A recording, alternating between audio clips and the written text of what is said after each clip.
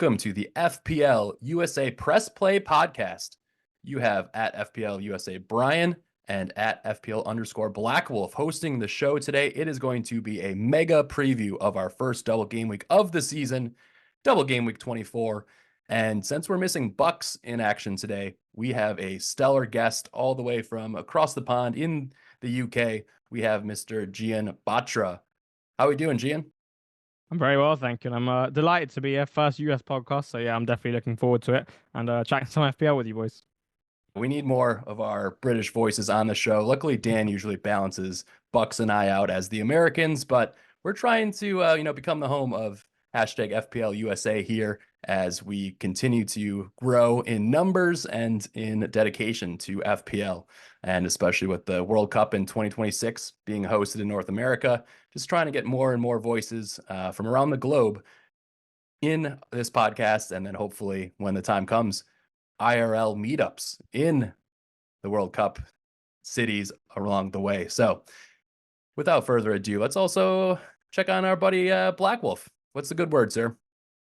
I'm doing good. It's been a while since I've been on the podcast. I've been in and out for the last month, but I am back with a great guest. I talk to Gian a lot on Twitter. Yeah. Really good guy, really good content. So thank you for coming on. Yeah, I appreciate the kind words. Thank you very much, man.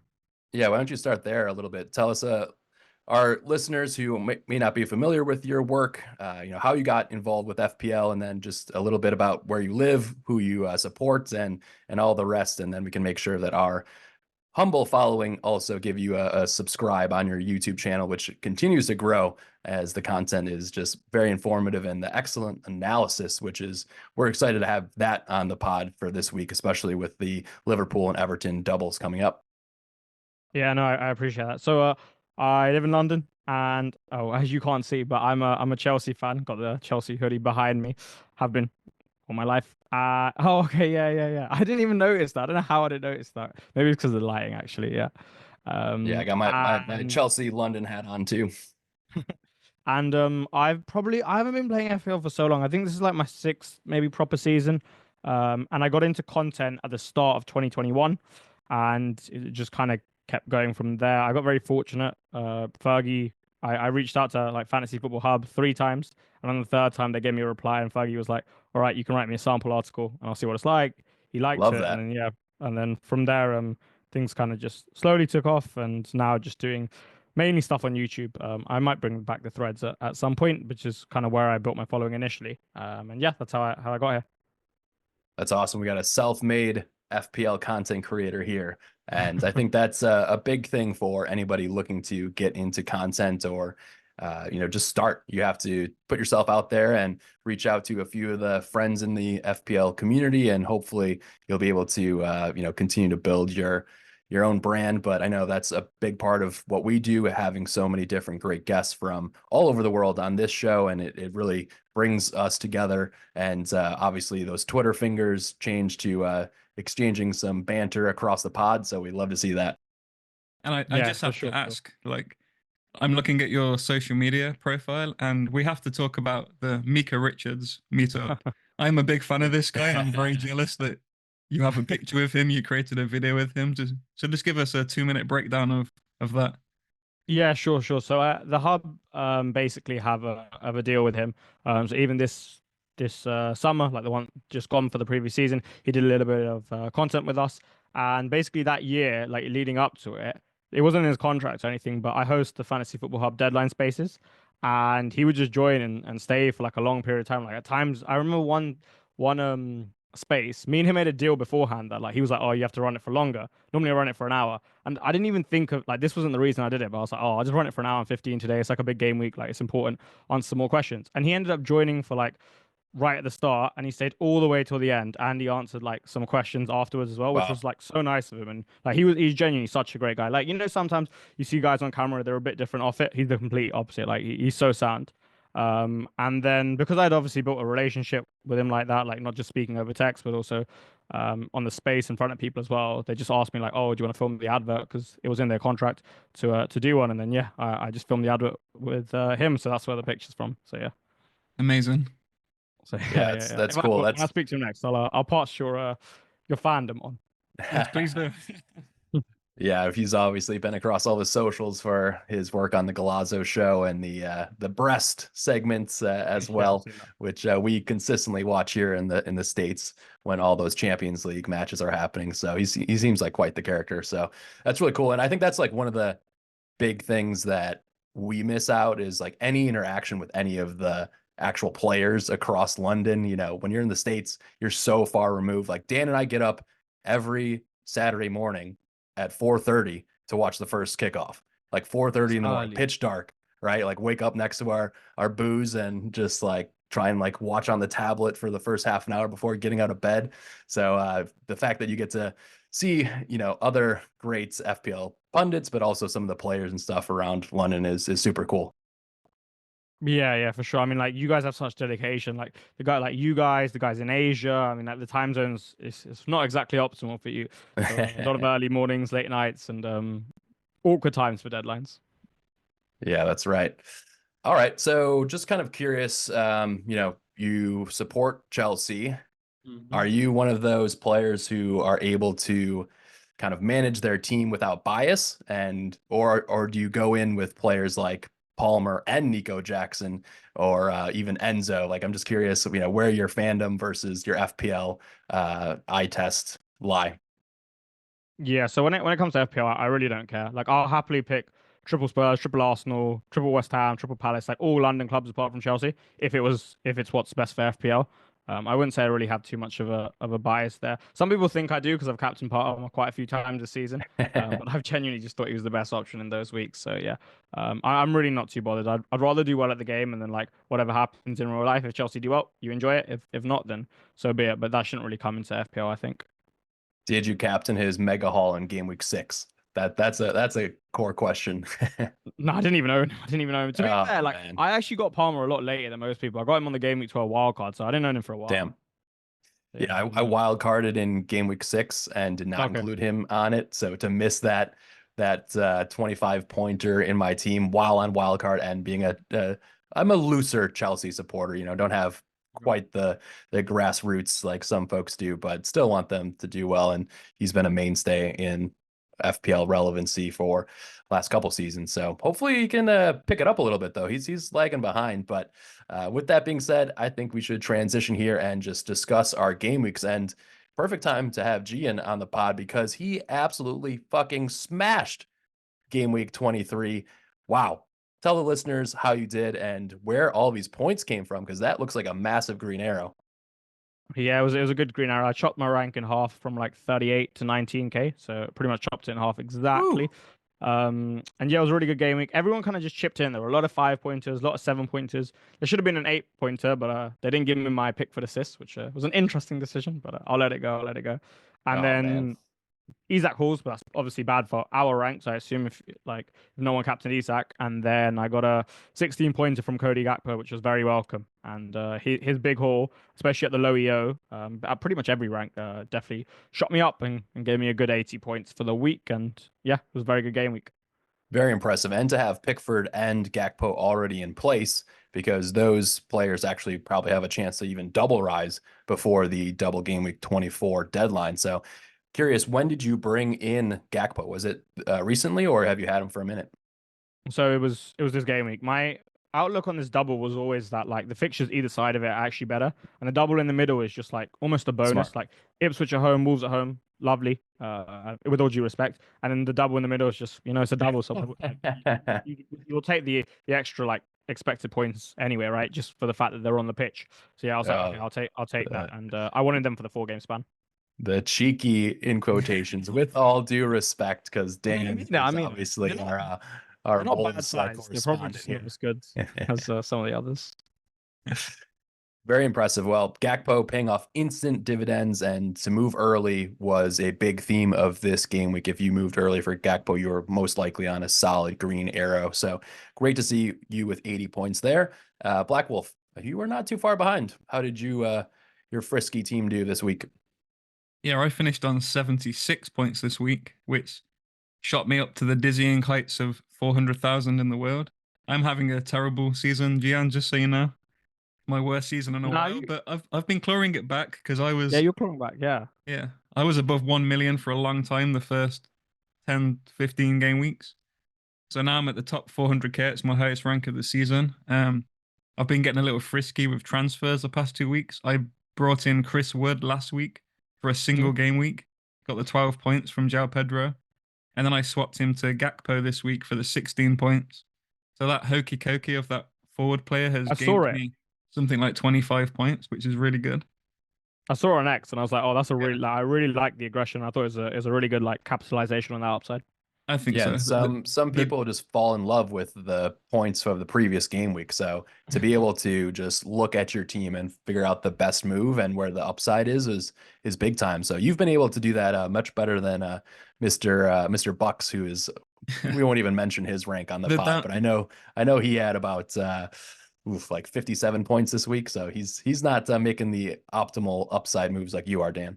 Yeah, the downside is I'm using all of my free transfers. So now we're hitting the double game week, blank game week season, and I'm very low on transfers. So I'm kind of just winging it each week.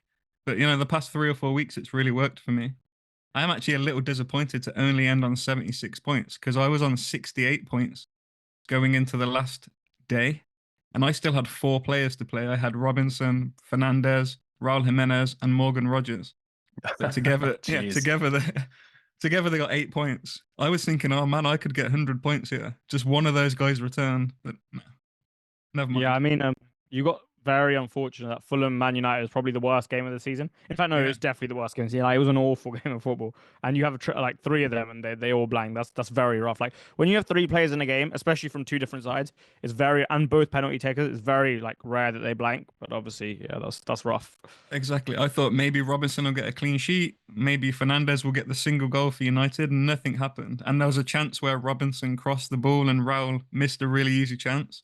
Oh, that would have been a lot of points for me. But damn, it's all good. All right, we'll transition to my team. I end up on 70 points, which was actually a pretty sizable green arrow, surprisingly.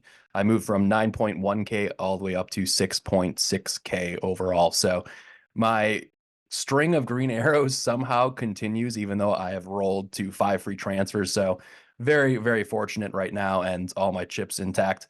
Going to be an absolute barnstormer. And I'm just getting lucky. Like this week, double Arsenal defense comes in. Raya with 9 points. I've been waiting for him to haul for what feels like 3 months, and he finally comes in right before I'm about to sell his ass and ship him out of my team. And then Mr. Evil Brian Boomo comes in with a retaken penalty kick and gets 7 cheeky points in my team. So I was happy to see that one. I woke up pretty early on Sunday morning to watch Boomo play Eze because I have both of those assets in my team. And those guys, I was hoping for like 12 points combined. They combined for 9 points, but very active 2 players that I fancy for FPL returns coming up in the near future as well. And I've held Boomo since my Game Week 6 wild card, and he's just been a major reason why I've had such a good season thus far. So bench-wise, though, Mikolenko 6 points, Greaves 6 points. Lots of bench points for a lot of different players in the community. But when I think about those guys hauling, I'm happy to call on them when they're ready. Like Mikolenko, it's your time to shine versus Leicester in the double.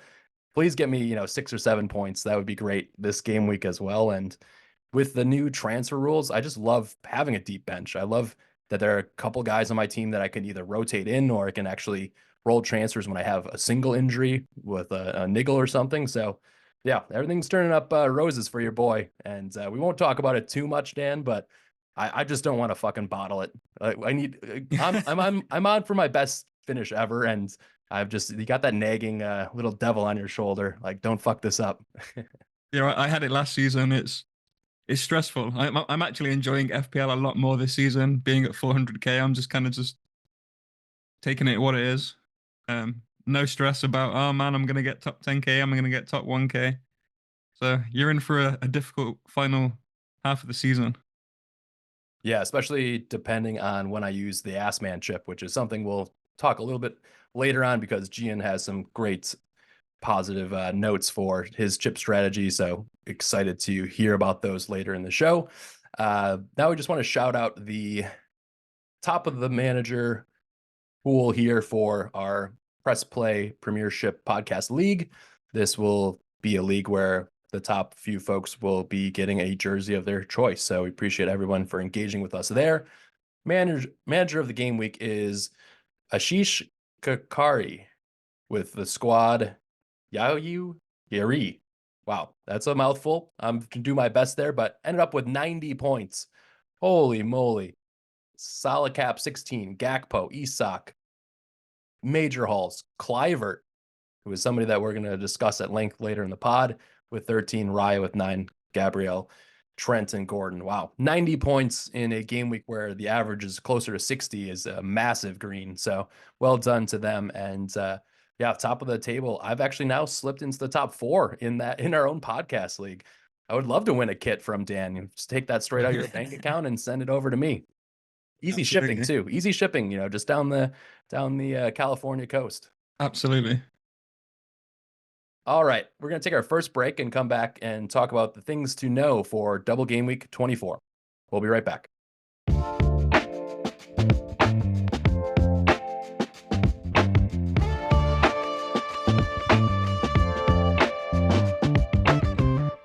Double Game Week 24 is upon us. I am so excited, but at the same time, it's a long double game week. This is going to span over just about 12 days, I believe.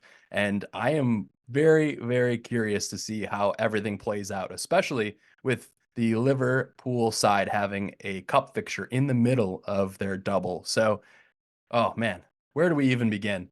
I think that Gian has done a great job in his recent video on YouTube, which you should all go check out. And we'll make sure to plug that later on when we get out of here. But the assets from Liverpool, a triple up is essential. So how do we rank these players, and especially those who already have Konate or Van Dijk or Diaz? Is it worth the switch to go and get Gakpo? So let's take it from the top there. What are your expectations with 2 tougher away fixtures for the team in first place for the title?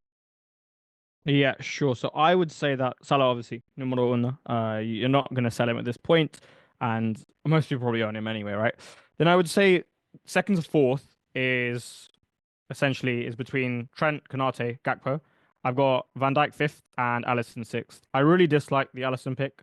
I think one thing about a goalkeeper transfer is that you're not really going to get the cash out of there too soon. So if you are to make a move, it's probably like in 29. So you'll have at least 0.5 million, because that's the difference between him and Pickford at the moment, locked up in there. And that's quite a lot in a relative sense. And I think it's largely unnecessary when he hasn't got a particularly high ceiling, right? You're not really putting yourself in a position to win big. So I don't really like it from that standpoint. Yeah, plus we saw Fabianski, who is often the second kind of bench keeper for a lot of managers, be rotated. So he's no longer the number 1 confirmed goalkeeper for Graham Potter. So if you were to go for Alisson, you might be without a keeper completely in 29, which definitely, I would say, elevates Pickford's appeal this week, in addition to his cheaper price. Yeah, for sure. So that's why I've got him at 6th. Then I've got Van Dijk at 5th, because I essentially don't really see too much of a difference between him and Konate, apart from the price. Now, where he is better than Konate is he's more of the focus from set pieces, right? So his probability of scoring from them is higher, and that's great. But Ipswich are a difficult side, or they're gone, but Ipswich are a difficult side to score against from set pieces. Bournemouth on the easiest, Everton are very tough, and on Wolves is obviously very good, right? So if you don't go there, you're kind of just hoping you get a little bit lucky and he doesn't score. But even still, like the probability of scoring a header from a set piece in a game, in a one-off game, even if they're poor defensively, is a very low probability. So I think for 6-4, you can basically discount him. When Konate's expected minutes are so secure, on the assumption you accept that he could have a reoccurrence of the injury, but he's healing, right? And he's getting better. And he's been playing through the pain. So I think Konate, for me, goes above him. And then it's the order of Gakpo, Trent, Konate. And I would say this is far more circumstantial. If you've got, for example, a low team value, I really don't like the Trent pick. I think that Bournemouth is quite a difficult fixture, right? One, he'll have to deal with the overall transitional threat of Bournemouth, so you probably see him play a little bit deeper, and he doesn't make as many advancements into the final third. But then you also have Semenyo on that side, who could very well pin him to just staying in a deeper role for a lot of the game, and he'll just have to account for that and deal with him. Everton away, pretty decent fixture. But then, like I said, I think Wolves are susceptible from set pieces. So personally, I think Konate might even be a better threat for the Wolves game from set pieces. Everton's good for Trent, but it's still Everton away, right? And I think you've got to respect it. You can't just be like, oh, it's an automatic clean sheet. So yeah, he's so expensive as well, which is why I personally have him fourth, and then I probably got Konate third, and then Gakpo second, just because you got good expected minutes for a Liverpool left winger who's in really good form, and there's not too many forward spots that you need to take up at the moment. So for me, I got him second. Yeah, I think that's a great analysis right there. And when you're thinking about these matches and just the expectations that you have versus a very informed Bournemouth, I mean, they really played Chelsea well a few weeks ago, and we were very fortunate to get Reece James's first goal in over 2 years to come out with a draw on that one. But they bossed parts of that match, and then obviously have played a few just incredible matches. I mean, the match versus NFO was just really out of nowhere. Obviously, we know they're capable, but to put that much of a just ass kicking on a team, it was truly incredible. And so I think I'm just curious, your take, Gian, on the counter kind of tactics that Liverpool might have to play to handle the high press from Bournemouth.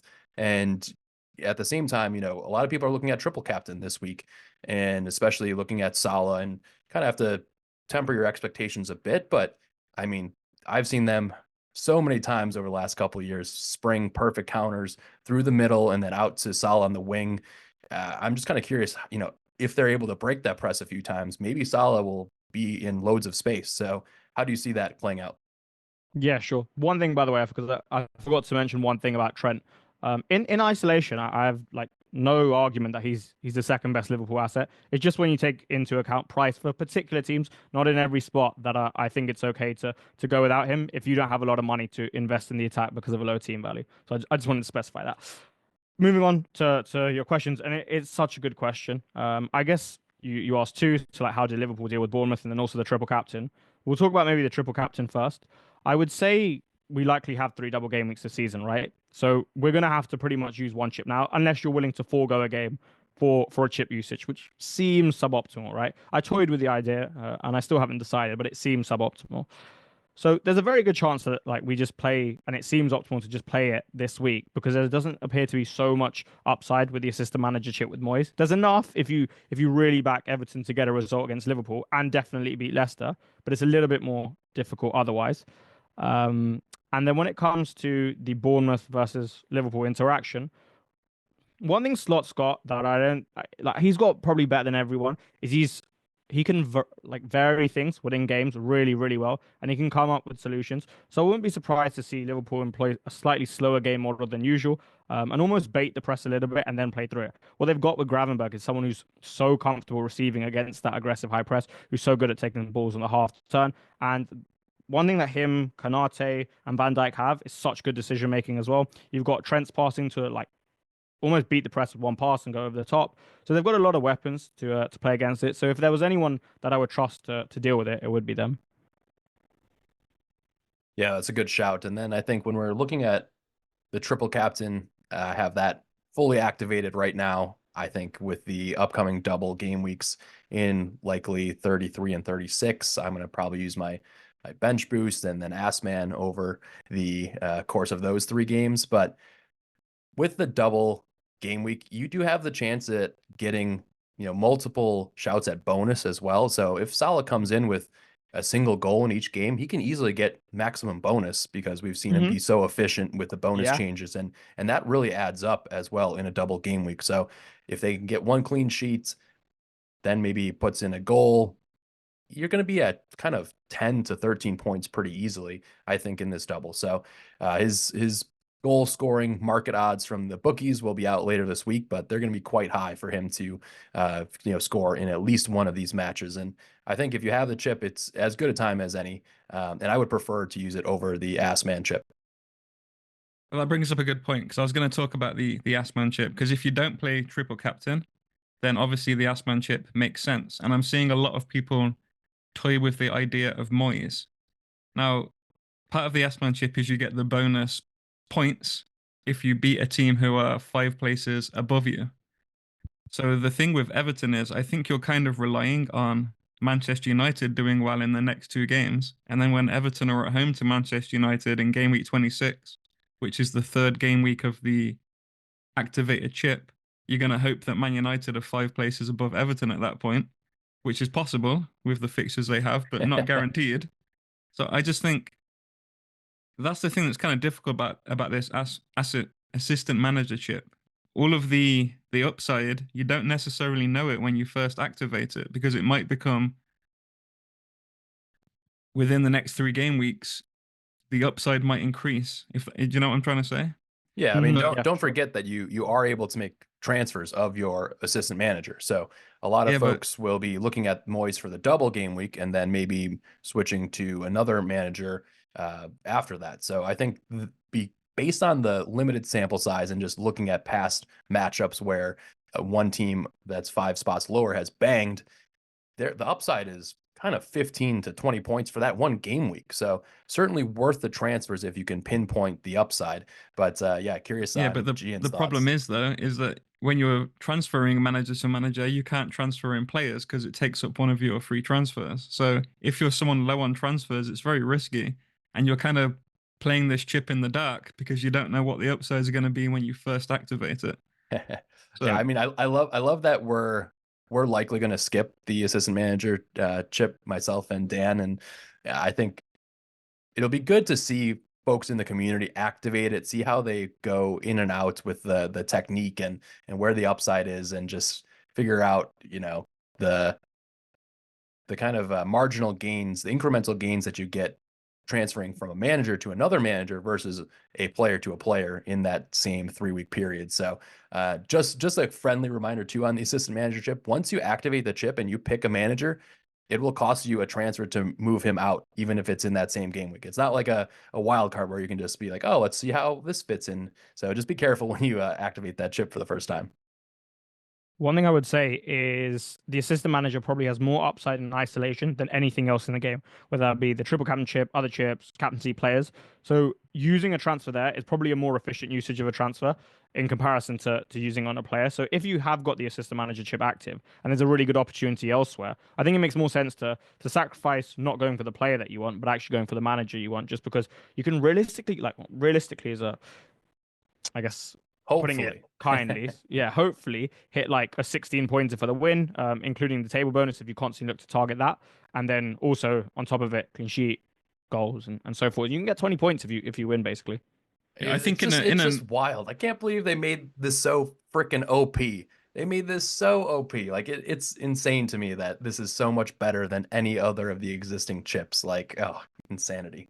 I think in a nutshell, what I'm trying to say is, when you're playing this asset manager chip, I think it makes sense to play it when you have a good amount of free transfers banked, because then you can react to what happens with the game results and maybe make a manager transfer to catch that upside of the table bonus, which you will not know when you first activate it on that first game week. If you've only got 1 free transfer and you activate the assistant manager chip, and then you get 2 injured players or a suspension, you can't fix those and also react to your manager transfer as well. So that's what I'm trying to say. I think activate it only if you've got a good amount of save transfers. Yeah, I think that makes sense. I think that's a very fair point. I guess the one caveat is that this year, because there's no Haaland, and they kind of geared the game to where if you had Haaland, you'd have far less squad depth. But if you don't, you'd have a lot of squad depth. We do have healthy depth, so we can always utilize the likes of Rodgers and our 4th defenders, and even like a 5th defender in some cases. Yeah, that's a great point. So Dan, take notes, write this down. You gotta start saving some transfers. All right, my guy, you've been running in with 1 or 2 transfers the whole season. So well, I've got no plan on playing this chip this game week. Though. When I do plan on playing it later in the season, I will absolutely have transfers saved. Yeah, that makes sense. Yeah, it's interesting too to look at the spread of chips being used. It looks like about 25 to 30% of the top 10K have used their triple captain already, so the other 75%. Can you see that? Okay. Like, yeah, I thought you meant for this gaming, and I was like, how have you seen? Oh no. Going into double GAMEWEEK 24. Yeah. So just thinking about the meta and where people are going to activate their chips, and it's going to be a very interesting game week between folks like Dan, who's not using any chip at all, versus ass man activations plus the triple captaincy. So we're going to see some big scores out there over the next few game weeks, but I think it's a good point here to... I do this just to interject quickly, that you can actually look at managers on the fantasy website now and see the percentage of teams that have selected them. And now we know that once you've made that transfer, you can't transfer them out again without using a free transfer. that's a good So point. you can kind of get a good idea of where people are going with this chip, because we can see that. How many has Moyes and Slot got, for example? You can see that out of people who have activated the chip. Now that's what you can't see. You can't see the percentage of people that have actually activated the chip. Oh, okay. But of those that have activated it, 27% have selected David Moyes. 13% have activated the Bournemouth manager, Areola. Okay. And then it's Slot in third place. Oh no, wait, sorry, I'm not sorting by team selected by. Most managers have selected Slot at 46%. Oh, wow. Then it's David Moyes at 27%, and then it's Areola at 7%. So they're the top 3 selected managers right now. If you go to like transfers in or net transfers on their like stats, could you see that? I think it's something we're gonna have to look at. Yeah, there's I'm gonna be not seeing lots it of right now. tools, you know, like livefpl.net. They're trying to integrate more and more the data behind the Assman chip getting used, and yeah, it's gonna be interesting to see just the spread of points. And like Bournemouth is a team very much in form. Are they more likely to get a win than Everton is versus Liverpool? I would argue yes, given the fact that they can actually still win a 3-2 game potentially. Whereas I just don't see Everton will have to 1-0 or draw. I just don't see them scoring more than 2 goals versus the likes of Liverpool and then to get the table bonus. But yeah, man, it's very in depth. Like the amount of casuals that are going to activate this chip and have no idea what the F is going on is going to be, there's going to be a few funny Twitter screenshots and memes going around the office pools. There's also going to be a massive amount of rank changes as well. You're going to see your rank tank some game weeks because people are playing the triple captain, they're playing bench boost, they're playing the assistant manager chip, and you're not playing a chip. You're going to see your rank tank. And I think it's important that you really stay calm and just take this as a season-long thing. Because I'm for sure going to see my rank. Yeah, my rank's going to go down to close to 1 million this week. I'm sure of it. No, it won't be that bad. Even in the triple captain, it like depends on how much you get. It won't be that bad. Triple captain is weak though. It's like 10 points, you know. It's not as many points, but the Assman chip, that could be, you know, people could get 50 points the next 3 game weeks on that. So it'll be interesting to see. All right. Massive deep dive on chip strategy and all the rest. It's very interesting to talk about, especially with a pros pro like Gian here. So I think let's transition a little bit and just talk about Everton in the double game week. Obviously, many managers will be going after 1 or 2 of their defensive assets, and then DCL was potentially on the menu, but he goes down in the first 15 minutes. Tightness in his hammy. I haven't seen anything in terms of the follow-up on that injury, but he looks to certainly be out, and he's a player who's always kind of reached his peak too early and then hasn't been able to stay fit since, 3 or 4 years ago when he was a mainstay in FPL teams. So taking a look at going forward, you know, the home match versus Leicester is where you want to get your points. So what are your expectations in that match, Gian? And do you see this as a clean sheet for the Toffees? I think it's a very difficult game to interpret. I think you have to give Leicester's attack respect. Vardy, Canoes, Jornayu, like they've won games this season. They've scored goals, and that's because they've got quality, right? Fine, it's not a Liverpool type of quality. They're putting pressure on Dan's Wolves there at the bottom of the table. He's starting to get nervous. Nervous. I would be as well if I was a Wolves fan. Yeah, it's not looking good. It's not looking good.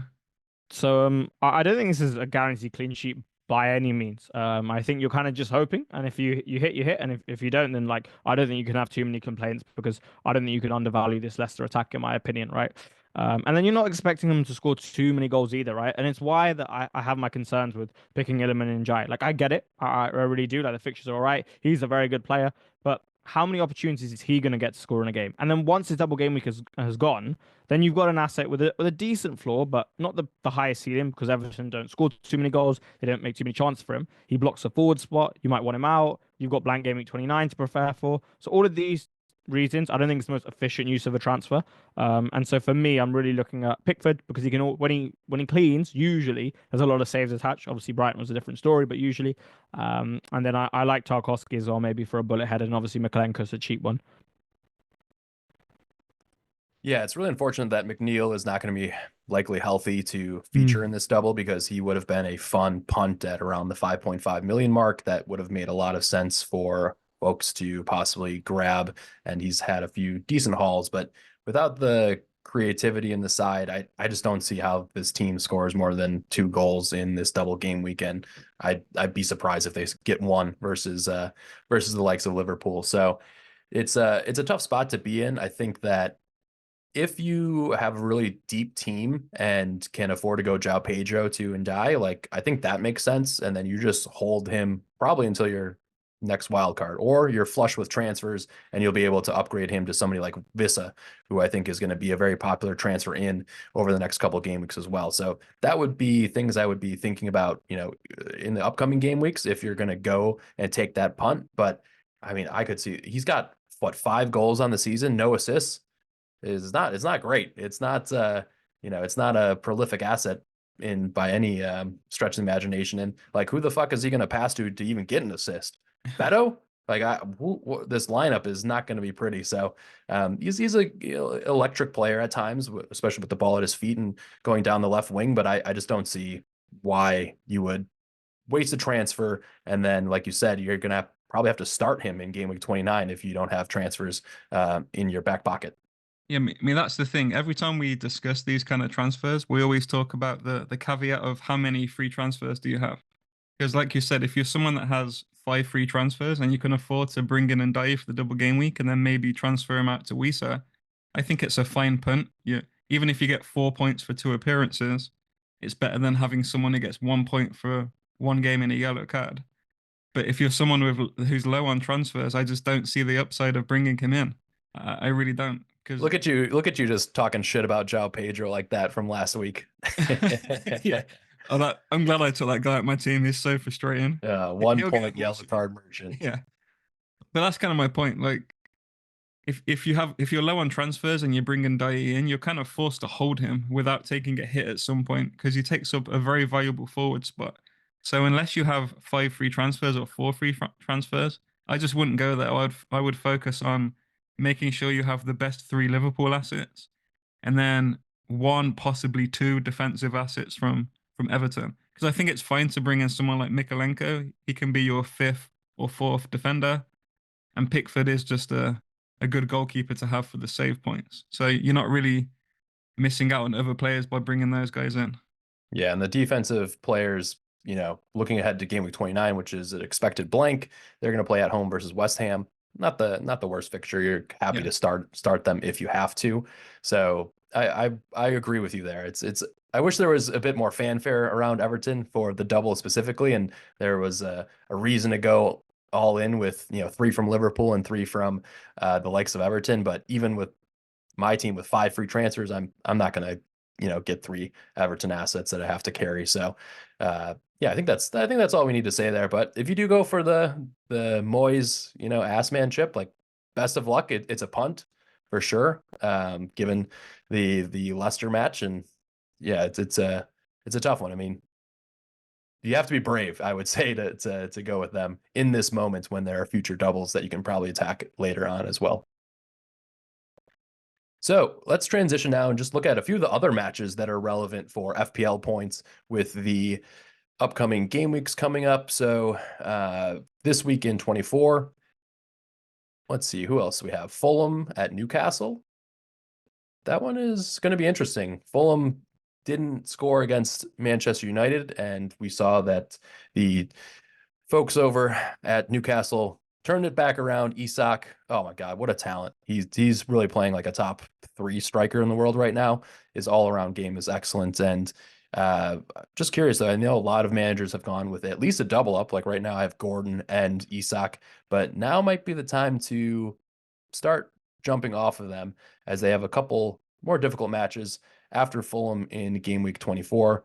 They're going to play City, NFO, and Liverpool. So I think a lot of people are just looking for funds. And for me, that's Gakpo money. That's money that I might have to activate to try and get Gakpo up from João Pedro. So curious your thoughts here. Do we continue to carry as many Newcastle assets, or do we pivot? Is now the time? I still Go ahead, go ahead. Oh, okay. I think they are difficult fixtures to interpret. I don't think they're particularly easy. Like you look at Fulham, right? Such an aggressive side, or at least like in terms of physicality and such a physical side, and just a very robust defense in general. So it's difficult to interpret whether he, does really well or Newcastle come out on top. He's particularly good at home, or at least has been in the past, but maybe this season he's lacking a little bit of goal threat compared to what we've seen in the past. Then you've got City, Liverpool, Forest, not necessarily in that order. All games which I actually think he could do well in, and I am expecting somewhat of a Forest decline, and maybe that would have started with the Bournemouth defeat, right? So I actually don't think he's a solid, like a strong sell. I think it's okay to keep him, but if you are to sell, I think no one can really have too many complaints given the fact he's not hauling, so you're not missing out on too much upside. And then you've got the likes of Brian and Boomo and like maybe other players to buy, and there's so many good cheap enablers, including the Bournemouth boys at the moment. Yeah, I have similar thoughts. I think Isak is an easy hold.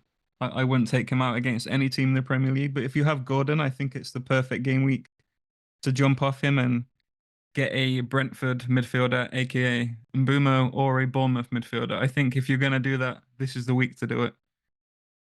Yeah, we have a few hashtag FPL community questions to answer later about the Bournemouth lads, but just want to shout out their upcoming fixtures. They're home versus Liverpool in the GAMEWEEK24, and then they play Southampton, Wolves, Brighton, Tottenham, Brentford. So lots of goals to be had in those matches as well for the Bournemouth lads, especially if they continue this form. So they will be very popular assets to fund other folks. And oh man, that was one of the most hurtful decisions that I made this season was benching Isak versus Liverpool, and he gets an 11-pointer and just absolutely rockets that goal in from outside the box with Van Dijk pretty nearby him. So in these upcoming fixtures, Isak's an easy hold. There's no reason to take him out until he gets injured, especially with his EO being so high too. I think it's important to talk about Bournemouth quickly because I think a lot of people, like I said, are jumping on their midfielders right now, or even their forwards. So you have three options: you have Kluivert, you have Semenyo, and you have Dango Ouattara. So Gian, can you rank them 1 to 3 for us? Because I'm curious about your thoughts.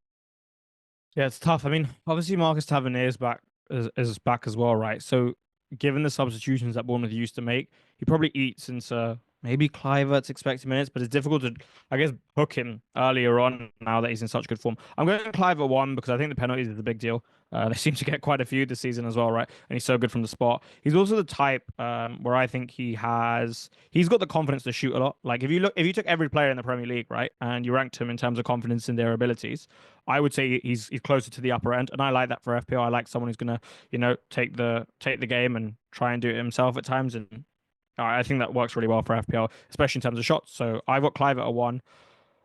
I'm actually going to go Ouattara at 2, but just because he's cheaper, and if he plays at number 9, obviously positioning that's better for him, just in terms of scoring goals. And Semenyo doesn't really seem to haul. Like he's hauled against United, Chelsea, City.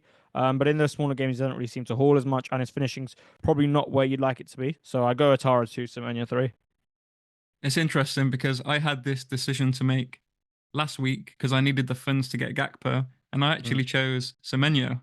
And I know a lot of people were saying to me, "Oh, why did you pick a Semenyo? Kluivert's right there." But I'm sticking by my decision. I've picked the player who I think is the best player out of the three. I think he's the one with the best expected minutes when everyone is back fit. And I think he's actually massively underperforming. If you look at the stats, he actually has the best stats out of all of them. And I just see him at some point converting those chances and getting the hauls that we expect from him. So for those reasons, I went for Semenyo. I know Kluivert has the penalties, but I'm not as big on penalties as other people seem to be. He's not going to get 3 penalties a game twice in a row like he has the past few weeks. Because if you take away those 2 massive hauls he's had, his points aren't that high, where Semenyo consistently returns. So that's why I went for him, and that's why I have him as number 1. And I'm happy to be wrong about that, but I went with my gut, and I'm sticking by it. Yes, You've got a 9-pointer as well, right? It's not bad. Exactly. When Kluivert on the bench though, right, Dan? Yeah, but I was never going to play him this week. I really wasn't. I was never going to play him. But the point is, when Kluivert was getting all the points this week, everyone was like, "Oh, why have you gone for Semenyo? Why have you gone for Semenyo?" He stayed on the pitch for 95 minutes. He got a goal in the last 3 minutes, and he only finished 4 points behind Kluivert. So he's a good asset. I strongly believe that.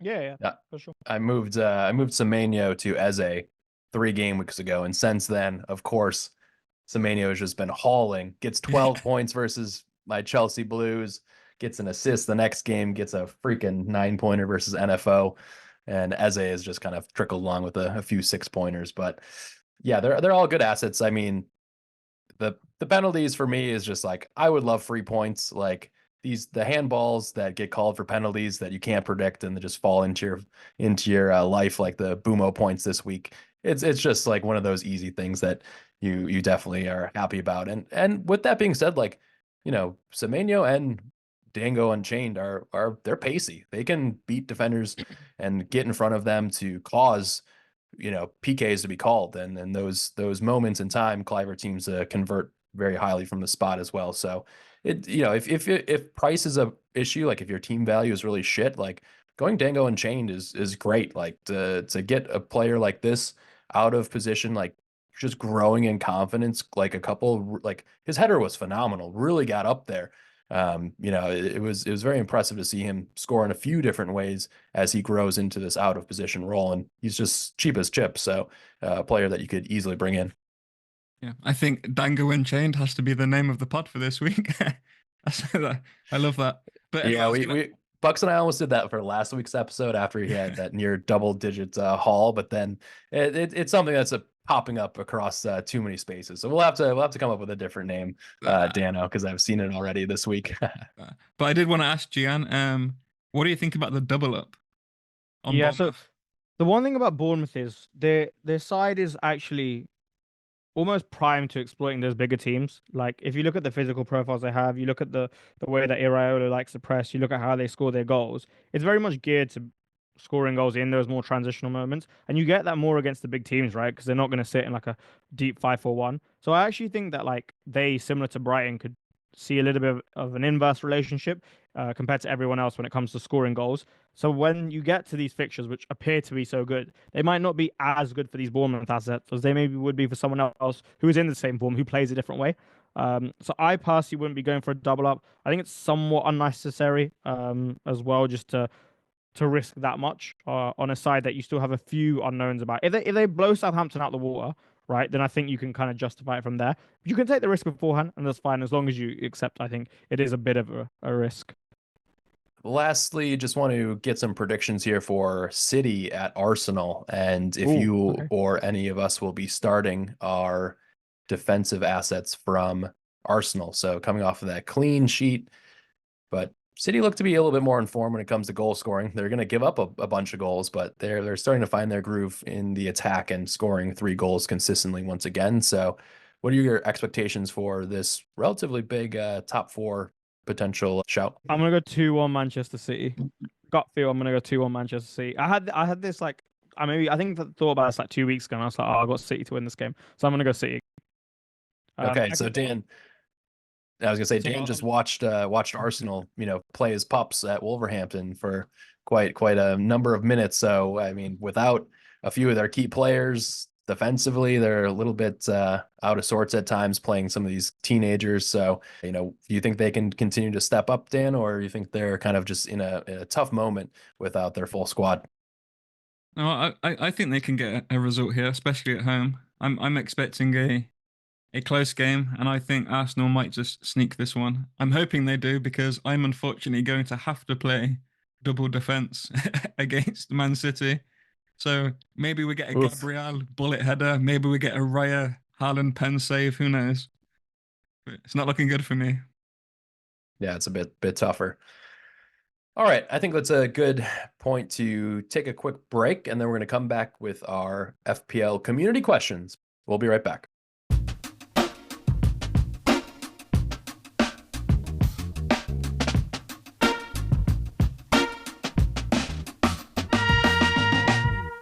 It's mailbag time. Dan, we've talked about a lot of our burning questions for the upcoming game week, especially with the double. Thanks to everyone in the community for engaging with us on social, especially on X and on Blue Sky. So you can find us at FPL USA Press Play. And yeah, give us a shout to be featured on the pod. So first question I think is very interesting for those who have all their chips. Graham Atwell from Down Under, he wants to know, in double game week 24, is it better to use a triple captain or ass man chip? I'm a rogue manager, so I will decide this week. I think we've already talked about this in a lot of detail, and I think, well, I mean, I don't know. I don't think there's an obvious pick here. I don't think it's an ideal time to play either of those chips. However, you're kind of forced to play one this week, I think, if you have all of your chips remaining, because we don't have that many double game weeks. But I think it's probably safer if you have both to play the triple captain. That's my opinion. But I think, Gian, you're on the other side of that. No, I'm still on the triple captain side. I just don't think the difference is as big as maybe it's made out to be. Right, I agree. Yeah, so I'd still go triple captain. But like, if I had to choose right now, I'm sticking it on Mo.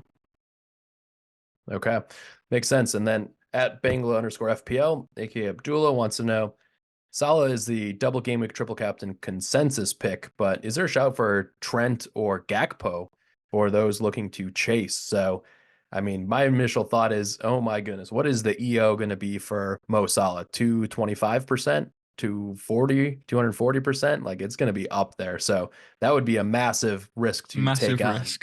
I just think if you own Trent and Gakpo, just be happy if they score points and go with the crowd and captain him. I mean, nobody in their right mind is going to be on any other captain other than a Liverpool asset, right? So it just makes sense to most likely go with Mo Salah here is my take.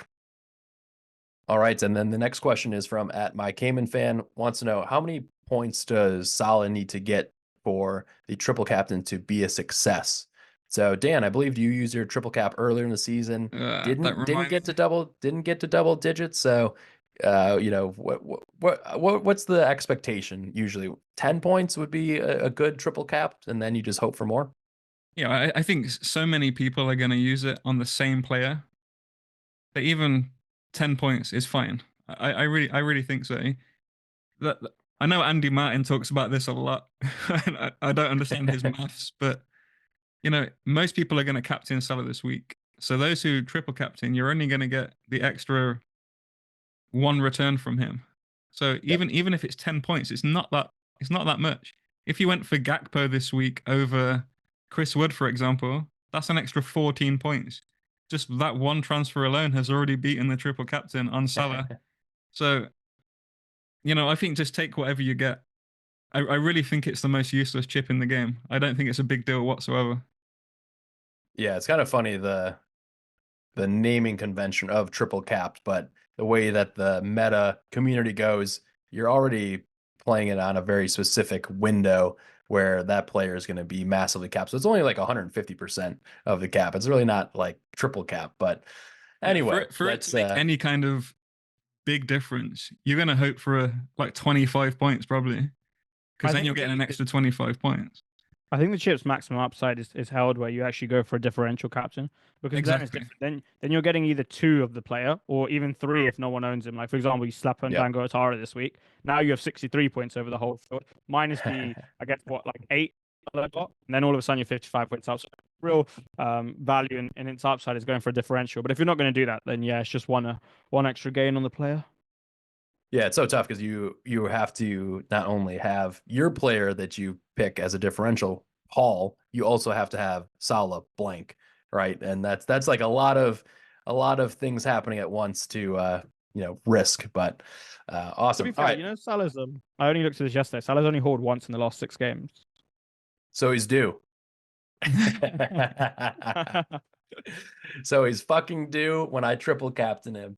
That's what I'm hoping. Look, I'm using my chip. I'm hoping for 13 points. I would enjoy 13 total points. That's going to put him on about 40 as a captain. Anything over that would be gravy. But especially looking at specifically like the tables and the top 10K right now, or top 100K, those 10 points go a long way. Like, you're going to be really pivoting up the leaderboard if you can nail that, and then the other players in your ranked tier are not using any chips. So I just think it's way more important to nail the free hit, and also this season with the assistant manager chip has so much higher upside that even if your triple captain fails, I really don't think it's a big deal because most people are going to use it on the same player anyway. So it's the assistant managership and the free hit you've really got to get right. Yeah, for sure. All right, this is a good question, and I want to see what GN's thoughts are here. Friend of the show, Corey, asks, lost on what to do with Luis Diaz. He's been blanking his life away, and I have 3 free transfers. Is it worth moving him out to unlock Gakpo? So if you've already made your bet and you have Diaz, do you just hold and hope that variance swings the other way and that he gets 4 or 5 shots this game week and Gakpo is limited? Obviously his X-Mins are a little bit more of a risk, but what are your thoughts here, Gian? Do you burn all those transfers for the hokey cokey prayer fest? I don't. I stick with Diaz. I basically interpret Gakpo's ceiling as not to be so high in this double game week. Like, yeah, sure, he hauled huge against Ipswich. That was definitely his best fixture. You kind of hope he just doesn't go parabolic, and Diaz at least matches him or gets close, if not outscores him, right? And I think it would be an inefficient use of transfer to use 2 transfers because obviously he's a mid to get there. Yeah, so I wouldn't. I just hope if Diaz scores 1 goal, then you're basically fine, right? Like Gakpo's not gonna if he. And okay, so be it, but the swing still won't be too bad because he's a mid and he'll get 5 points, especially pair that with a clean sheet. So I'm just gonna stick with Diaz here. I think it's worth noting that a little preview to our transfer plans and captaincy shouts later on. Bucks has actually already done that. He's made his free transfers. He's took out Diaz and he's bought in Gakpo. So, Corey, if you want to be like Bucks, then do it. Otherwise, do not do it. Because I also don't like that move. Yeah, we have Corey, Bucks, myself, and another manager. We have a little bit of a mini league between the 4 of us, and there's a plaque that gets sent around. The loser, the lowest ranking manager, has to pay for the shipping, the engraving, and then they have to send it to the winner of the previous season. So I think Corey's just really trying to not have to pick up those costs and charge it to Bucks's credit card instead. All right, last question here. A non-double game week question at FPL Paz wants to know, Boomo or Bruno, who would you want moving forward? So, Gian, who do you have in your side? Either of those lads or not really? I don't have either. I'm looking to bring Brian and Boomo in, albeit slightly lower down than I was probably this time yesterday. But if I had to pick one, I'm picking Brian and Boomo. Cheaper, bigger goal threat, more attacking team, very aggressive team, very aggressive style, and more avenues to points, I would say, within the game, like in a football game. So for me, I'm going Brian and Boomo. Yeah, and Boomo is going to play up the pitch quite often. Sometimes he'll slide and play into that forward position, whereas Bruno is going to be dropping deep depending on the matchup and depending on what the team needs. So there's so many times where Bruno just drops so deep that you're like, he's like the hockey assist away or more from getting an FPL return, and that just does not translate to as many points. But I would also just rate the Brentford attack. I just rate them better than what's going on right now at Manchester United. Oh yeah, for sure. The connection with Vissa is pretty good. Damsgaard's been playing well. There's Ahmad has trickled in a few really good performances, but nothing consistent that you would be like, oh yeah, like he's got the attacking threat of a top winger right now at his young age and his profile. I just don't see that the kind of roots to points for him being consistent enough to pair with Bruno. And if you're looking at game week 29 later down the road, like I might bring in Ahmad for that game week if I need a cheap asset to fit in. But the difference in price between Ahmad and Bruno is just, it's so vast. So I like being able to save the money and get Boomo at about 7.8. I also agree that I think out of the 2 in isolation, Boomo is better.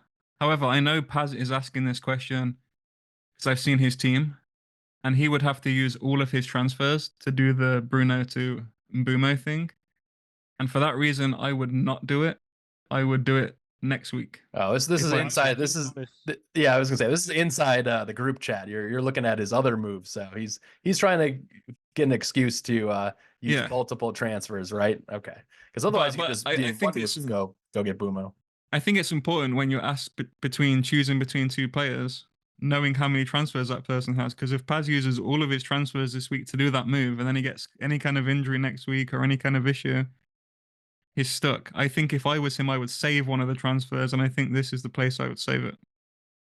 That's just my personal opinion. I actually Oh. think Bruno will do all right as well. The fixtures aren't even that bad. I Yeah. prefer him and Brian Bowman a shootout, but Bruno's prospects aren't that bad.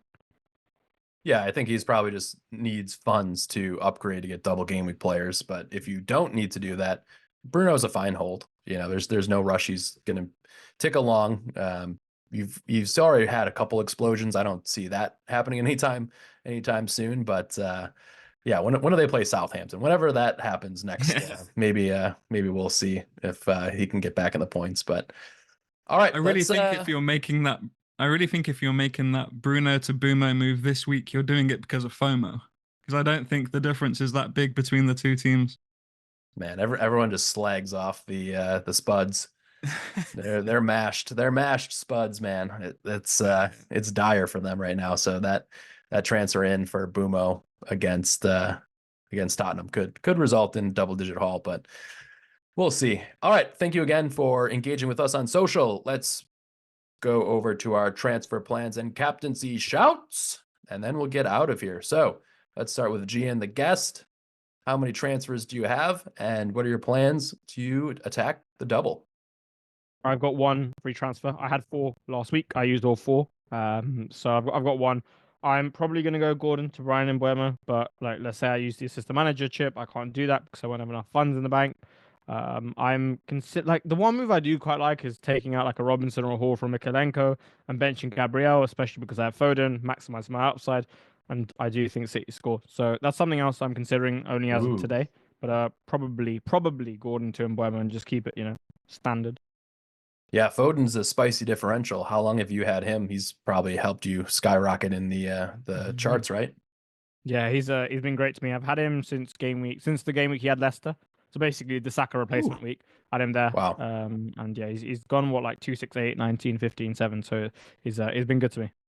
Look at you just rattle those off the top of your brain like you've studied your FPL transfer points in and out. That's impressive there.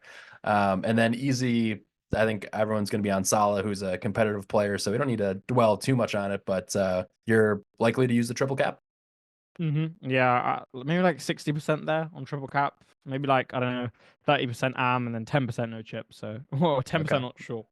Okay, gotcha. So, yeah. All right, Dan, you got limited amount of transfers. What's your plan here? Yeah, I'm expecting a big red arrow this week. I'm fine with that. I just hope it's not too big, because I'll be captaining Salah, but I'm not going to use a chip this week because I used my triple captain already, and I want to save all the other ones for later in the season. I'm also likely playing double Arsenal defense against Man City, so that's not looking good.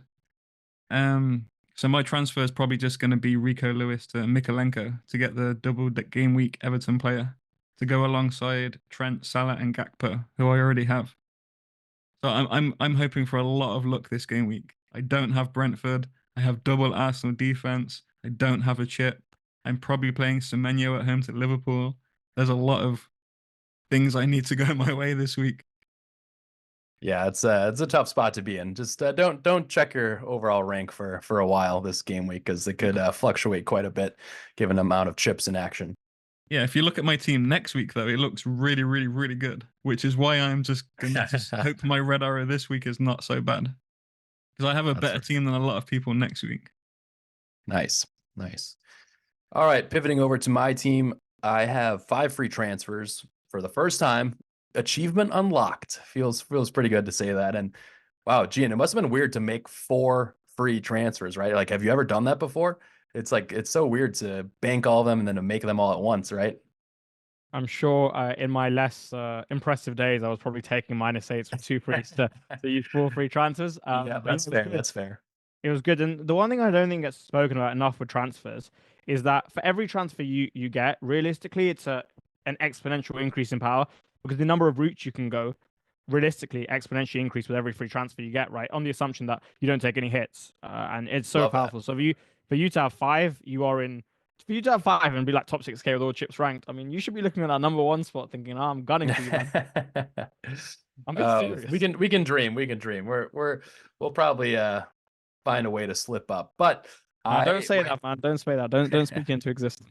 Yeah, that's true. I should usually I'm pretty positive, but now it's starting to get to a little bit of a uncharted territory. He's never been this highly ranked at this point in the season before. That's So why you focus on not yeah, going up. that's right. That's right. So right now for my team, I originally was going to go for Allison, like Raya to Allison, but after seeing Gakpo and just seeing like the play out where they're up 4-0 and then Allison gets his clean wiped and just like just such a lackluster transfer in, I've decided to bring in Pickford for Raya with one of my frees. I did that yesterday with the price changes. So that's locked in. And I'm probably going to go Gordon to Clivert and João Pedro up to Gakpo. And that'll set me up. I'll use 3 of my transfers. Next week, I'll have 3 once again. And I'll probably continue to roll and build towards 29 to have a really optimal side in 29 where I'm not going to free hit. And maybe even, I want to be in position where I can get Foden or get a spicy couple City assets for game week 29 and possibly wildcard in 30 or 31 is my current plan. So yeah, everything's looking good. Like João Pedro, he's been first on my bench the last couple of weeks, so I haven't been arsed at all about him, blanking his life away. So then it's just once I make those moves, the decision to start Eze or Clivert. So Eze is away to Manchester United, whereas Clivert is home to Liverpool. So a little bit of a tricky one there. So I'm curious on your thoughts between that toss-up. Oh, that is tough. Clivert. How do you expect the Bournemouth game to go? Do you think they get a result? I think Liverpool win 3-1. Oh, then you got your answer. It has to be Eze because like Palace are about the side of United at the moment. They've got a few issues, but I think you just go Eze then. Yeah, I don't know. I've seen times where obviously Bournemouth can put up goals, but a team that can break their press a lot and not leave space behind on the press, like I just feel like Liverpool are going to have a few opportunities that they're going to convert, and they dismantled Real Madrid in the Champions League. Like they're going to go into Bournemouth and like obviously it's a team in form, but I don't think they're going to be shaking in their boots by any means. But as like you said, like he's a player that can take over games. I don't think he's in that kind of form this season. He took a lot of shots from outside the box versus Brentford and had a free kick kind of go off the post. And so he's like involved, but I just don't know. Like Manchester United defense in front of their home crowd, like maybe they're supposed to play more expansive football and there's more gaps for Eze to fill in. So yeah, it's something I gotta noodle on a bit more once I make those moves. But Clivert long term, just a good pick for depth, and my team value is like over 106. So I'm in a spot where just splash the cash and get him over Ouattara. Yeah, I would pick Clivert. Okay, no brainer for me. Yeah, take the penalty taker. I would take. I mean, Eze. Oh yeah, Mateta takes penalties, doesn't he? No, I would take Bournemouth at home any day, even against Liverpool. I think Liverpool conceded against fucking Jacob Greaves. I mean, I don't know. It's so difficult to rate the Manchester United team from performance to performance, and yeah, I'll have to give it some thought. But anyway, it's just one of those more toss-up moments. I am starting Gabriel versus City, which isn't the greatest, but I'm not going to start Newcastle away or Robinson, who plays Newcastle away. So yeah, overall in a good spot, and we'll try to dream a little bit, but I think that's a good place to end the pod. Gian, can you please tell the listeners where to follow you, where to engage with you on social, and of course subscribe to your fantastic YouTube channel? Thank you very much. Yeah, you can find me on YouTube X at FPLGianBatra. Look at that. Very succinct, easy to find. Make sure you go out and give this man some of your time and check out his fantastic videos. One of the greatest things I've liked about watching his videos is just the tactical analysis and things that you can apply to your FPL decisions. And that's super helpful versus just the basics. So make sure to check out Gian there as well. So without further ado, thank you very much for joining us for our massive double game week 24 preview. Dan, it's been a pleasure. Good to see yourself on this pod, howling away. Hopefully Wolves will get a result soon. But lastly, before we get out of here, what's happening with Cunha? Is he staying or is he going to be an Arsenal player? What's happening at the end of this window? I have no idea. Our club's a mess. Like, Sheesh. there's different stories coming out every single day. So I really have no idea what's going on. And I've resigned myself to relegation, if I'm honest. Oh, it hurts. It hurts to hear you say that, my friend. So I'm hoping otherwise for the strength of this podcast. But best of luck in double game week 24, and we'll catch you all later.